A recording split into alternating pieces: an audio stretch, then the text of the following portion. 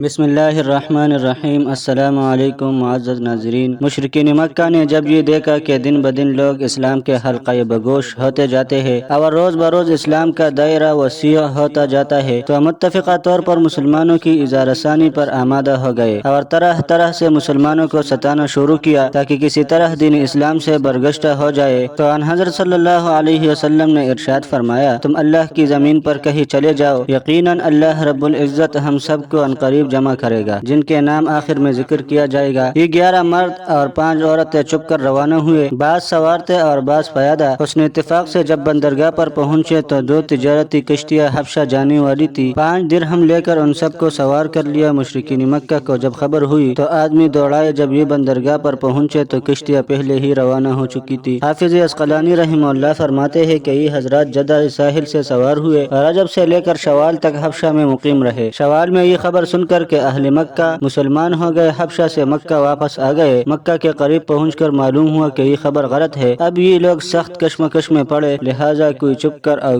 کسی کی پناہ لے کر مکہ میں داخل ہوا۔ ان 11 مرد اور 5 عورتوں کے نام یہ ہے: عثمان ابن عفان رضی اللہ عنہ، عبد الرحمن ابن عوف رضی اللہ عنہ، زبیر ابن عوام رضی اللہ عنہ، ابو حذیفہ ابن عتبہ رضی اللہ عنہ، مصعب ابن عمیر رضی اللہ عنہ، ابو سلمہ ابن عبد الاسد رضی اللہ عنہ، عثمان ابن مظعون رضی اللہ عنہ، عامر ابن ربیعہ رضی اللہ عنہ، سہیل ابن بیضاء رضی اللہ عنہ، ابو صبرہ ابن ابی رحم عامری رضی اللہ عنہ، حاتب ابن عمر رضی اللہ عنہ۔ اور 5 عورتوں کے نام یہ ہے: حضرت رقیہ رضی اللہ تعالی عنہ، یعنی رسول اللہ صلی اللہ علیہ وسلم کی صاحبزادی، اور حضرت عثمان رضی اللہ عنہ کی زوجہ محترمہ سہلہ بنت سہیل رضی اللہ عنہ، ابو حذیفہ رضی اللہ عنہ کی بیوی ام سلمہ بنت ابی امیہ رضی اللہ تعالی عنہ، ابو سلمہ رضی اللہ عنہ کی بیوی، جو ابو سلمہ کی وفات کے بعد رسول اللہ صلی اللہ علیہ وسلم کی زوجیت سے مشرف ہو کر ام المؤمنین کے لقب سے ملقب ہوئے۔ لیلہ بنت ابی حثمہ رضی اللہ عنہ، عامر ابن ربیعہ رضی اللہ عنہ کی بیوی، کلثوم بنت سہیل ابن عمر رضی اللہ تعالی عنہ،